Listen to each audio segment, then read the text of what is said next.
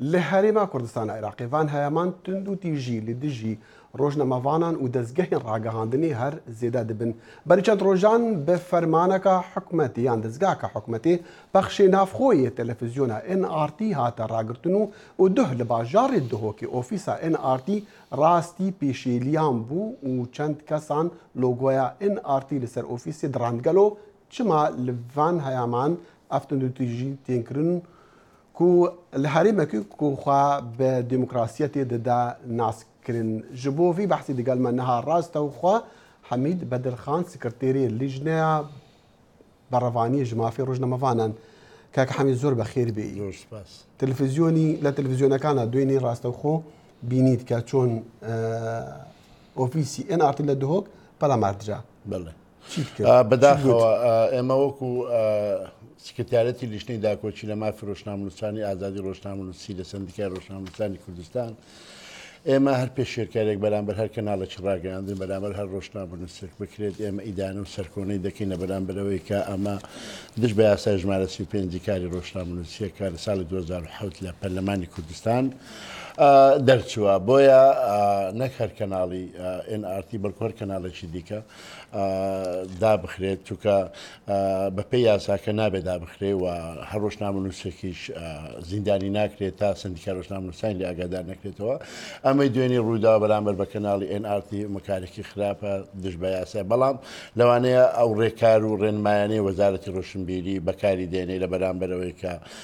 هەر ئیجرعاتێک لەگەر هەر کەناڵێک بکە ئەمە دیارە لە ڕێگای یاسا و لە ڕێگای ڕێنمایەکانی وەزارەتی ڕۆشنبیری جێبەجێ دەکە بۆیە ئێمە لەگەڵ پاراستنی شکۆی کاری ڕاگەاندن و میدیای هەرێمی کوردستان لەگەڵ ئەوەی بەجددی هەموو ئەو شتانی لێر و لێوێن دەرێ بڵاو دەبێتەوە داتاکانیان دروست بن بۆ ئەوەی لە ڕووی یاساییەوە هەم کەناڵی ڕاگەاندنەکە هەم ڕۆژنامەنووسەکە دوور بێ لەبەر برسیارێکی لە ڕووی یاساییەوە ئەوەی دوێنێ لە دهۆک بوو باوەڕ ناکەم لەبەر ئەوەی بکە دەستگایەکیان بەڕێوەبەرایەتی ڕۆشنبیری و بەڕێوەبەرایەتی ڕۆشنبیری چاپ و بەڵاوکردنەوەی هەولێر فەرمانەکە ئەوە نەبوو شتێکی تر بوو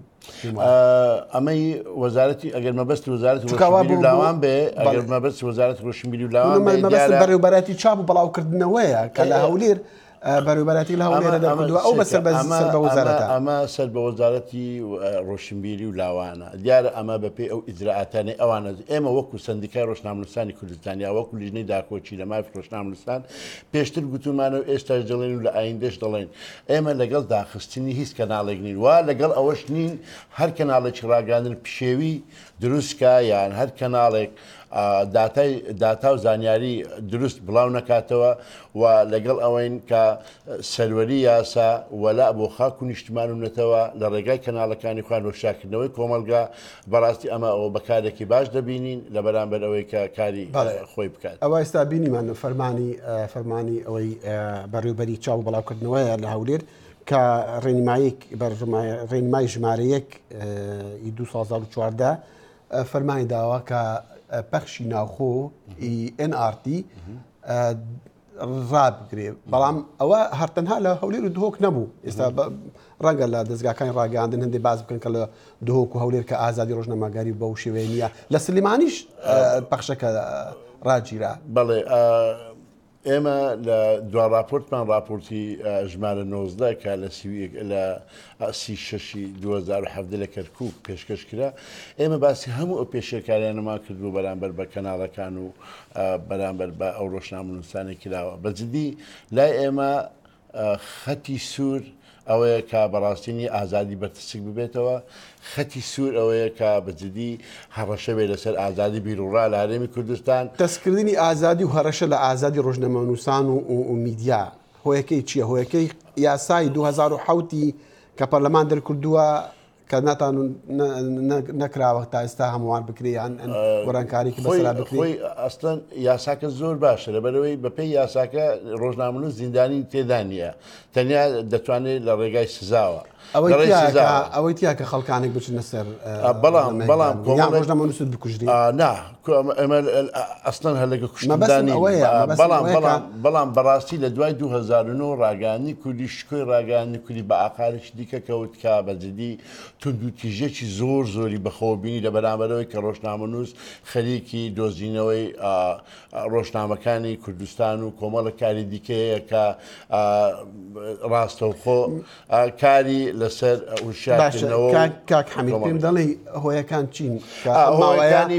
توژیدیە زیاد هۆیەکانی پێشێرکاری ئێمە زۆرتر باسمان کردو ئەوانە یا لە ڕێگای ئەو خۆپێشاندانانەوە دەکرێت کە کاتێکە ڕۆژنامەنووسەکاندانەی ڕووماڵی خۆپێشاندانان ڕێیان لێ دەگیرێت لە ڕێگای ئاسایش و لە ڕێگای پۆلیسەوە ئەو دەسەڵات هەروە دەکا بەڵام لە هەرێم بۆ ئەم ماوەیە زیادی کردو زۆر زیادی کردو لە بەرامبەرەوەی وەکوتم بەتایبەتی کە قەیرانی دارایی لە هەرێمی کوردستان لە 2014 تا ئێستا درێژەی هەیە یعنی بەڕاستی زۆرترین ڕۆژنامەنووس جگەلەوەی کە مافی پێشەکرا و دەرکراوە لەو کەناڵانەی کە کاری کردووە و لەوە کارە سادبارتر کە لە ساڵی 2011 ڕۆژنامەی ڕۆژانە لە هەرێمی کوردستان دەردەچوو ڕۆژنامەی ڕۆژانە بە زمانی ئینگلیزی بە عەرەبی بە کوردی بە زمانەکانی دیکە مخابنێستا تەنیا 2 ڕۆژنامەی ڕۆژانەی حزبی دەردەچێت بۆیە سەیدەکەی بەڕاستی بۆیە هەموو ئەو پێشێرکارانەی کە ئەنجام درراوە و ئێمە زۆر هەوڵمان داوە ماف بۆ ئەو ڕۆژنامەنووسانە بگەڕێتەوە پێشەکاریان بەرامبەر زۆر سپاس وەختەکەمە کار بەرامبەر بەوەی کە ئەو پێشێنە بکریان کار بەرامبەر بە مخابنیەکەی تۆ باسێکی زۆر دەوێت باس بکرێت لە هەرێمی ئەمە بەنامەشمانەیە لە فریدەم هاوس و لە کۆمەڵە کەناڵی دیکە حەمید بەرزخان سندیکا ڕۆژنامەفانی کوردستانی سپاس